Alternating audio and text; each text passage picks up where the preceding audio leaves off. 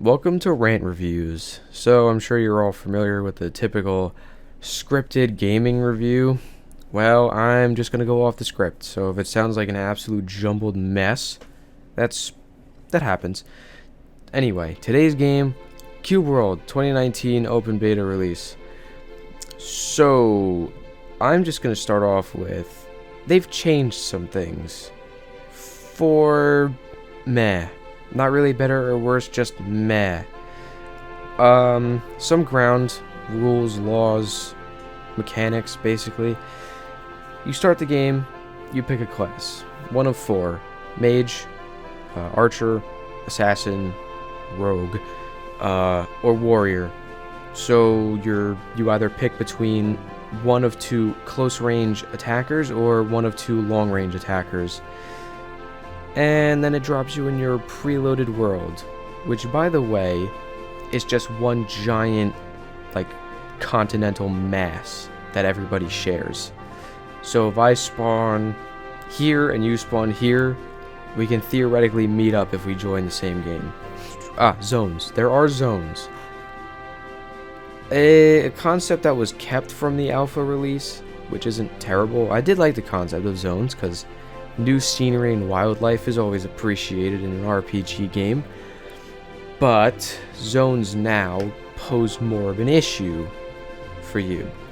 So, let's think of a basic RPG game, right? You run around, you kill enemies, you do dungeons, blah blah, you expect to level up, right? Not so much the case with new CubeWorld right now. Killing enemies basically drops nothing, or a piece of gear that has a 25% chance you can use, which is questionable at best. Old release, the Alpha 2011 release, killing enemies gave you experience, meaning you can level up. Now, weapons were level locked, so you had to be a certain amount of levels to use a weapon, which is fine because that was basic RPG progression. You were level 10, you used level 10 weapons. You were level 20, you got level 20 weapons. Easy enough. Everything scaled off of leveling in the alpha release. Since levels in the 2019 open beta release don't do anything, it's kind of weird because now all your health and damage scales off of weapons and armor. And those zones I mentioned earlier, the ones that pose more of an issue, this is why. Every time you enter a new zone, all your gear and weapons lose their stats. So, let's say you're playing a ranger and you have a bow that does 175 damage. The minute you leave your starting zone, your bow will now do 5 damage, and your armor will give you 1 defense instead of the 100 or 70 it gave you previously.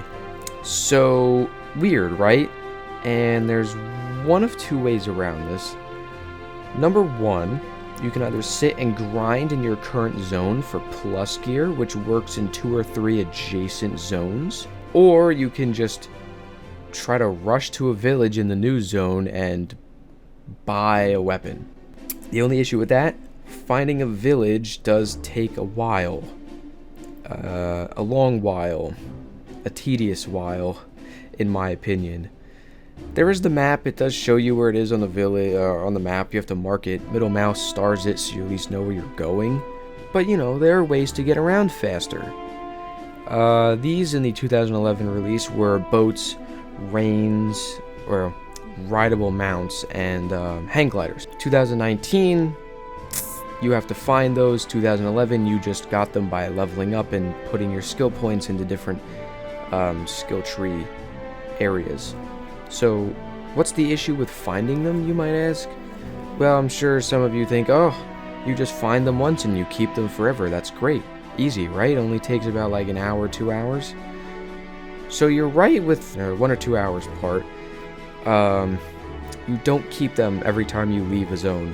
So you find them in your starting zone, you move on to the next zone, and they're gone, which means you have to waste another 2 or 3 hours hunting around finding them. And the easiest way to do this is by finding a village and talking to NPCs, because they'll say, hey, look what I found. I didn't pick it up though. I left it at this location, and then it marks it on the map, which is great and all, but after like the second or third zone, it gets real tedious real fast. And no, there's no plus versions of use items, so you can't get hang glider plus or boat plus. Oh, what did they do? And then the level progression thing I mentioned earlier, you level up by collecting artifacts, which are locked behind the highest tier dungeons.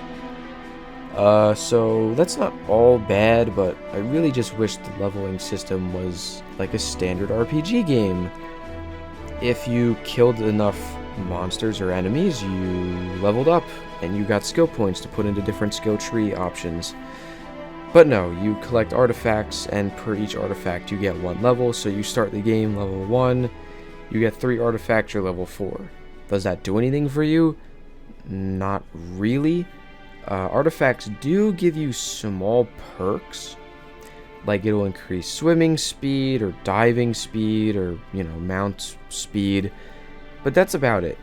So really, you run around, you fight through a dungeon for minor perks, whereas these could all just be skill tree options instead, and artifacts can do some more major things, like, I don't know, permanently increase health, or permanently increase damage, or grant one of you a plus item gear for the next zone. I don't know.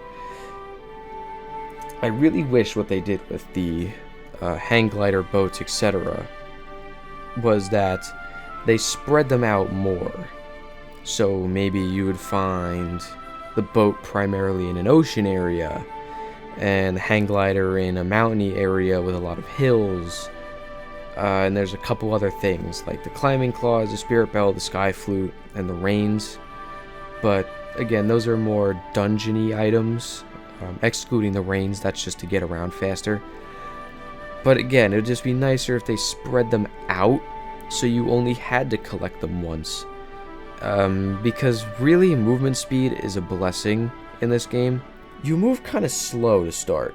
Starting gear doesn't offer you any high movement speed. The only quick way to get around without being able to ride a pet is you have to find the respawn shrines, or the shrines of life as they're known as in this game. You basically run up to one, you play a flute, it turns blue on the map, and you can click to fast travel, which is great.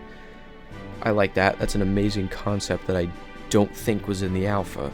That's amazing. I like that they did that, because if you found a village, there's typically a shrine of life right next to it. So you really didn't have to walk that far to get between 1 to 2 villages. Now, with the villages, they did add fast travel, but it costs 100 gold or more depending on where you are. It's an eagle. You basically ride an eagle to set locations. So I mean, what you could do is just fly to a new village in a different zone and then start from there. Which isn't a horrid idea, but it will cost you, upwards of 100 gold or more. Now that's not a huge issue if you grind in your zone for like 3 hours, especially if you have an arena.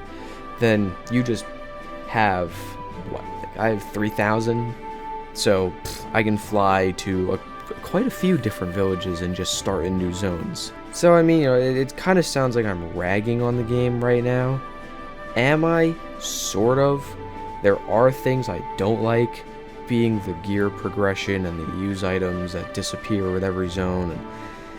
But hey, I mean, they really just ported over the 2011 alpha into the open beta, which is, all in all, a genius idea. Core gameplay is the same. They made a couple things easier.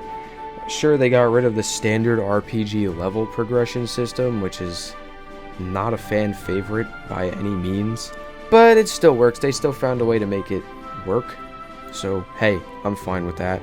It's still a good game though. They kept the same art style, so it's still a voxel based RPG. Music, if anything, they added a couple more tracks, which makes it sound a lot better. And there's mood music. There's an enchanted forest that you can find, which by the way I think has like the best music out of anything in the game so far. The mood music is great. And of course there's dungeon music, so if you're at a castle it'll play some kind of regal kind of music. If you're in a forest, it'll play some kind of low tunes, very calming, relaxing music. Villages are more upbeat and peppy. You get the idea. It's really just, you know, music makes the game, so do visuals. So this one, if anything, those two aspects get a plus out of me.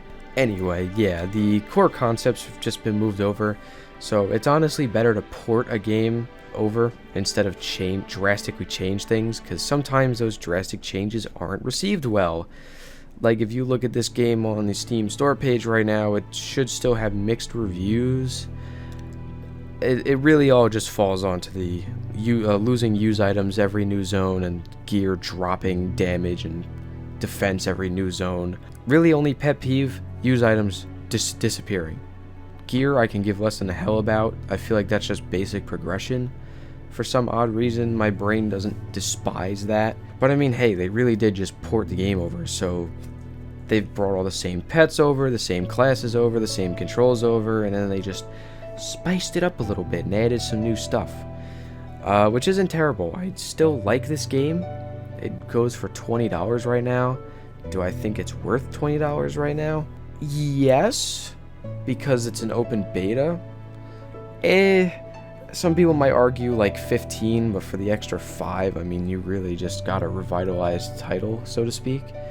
There are a couple things that I don't agree with. I've already stated them several thousand times, so I'm sure you're tired of hearing about it. That's fair, I am too. But all in all, I mean, it's not a bad game. I don't have a review scale yet, so just go out of a 1 out of 10. I give it like a solid 7.5, which isn't bad. If they change the use item aspects so that they're just spread out more to a proper biome where they belong, hell, this game gets an easy 8.5 out of 10, maybe even a 9. Everything else is the same. I don't mind anything, really. That's it. Really, that's the end of this Rant review. I'll just have to figure out what the next game is. See ya.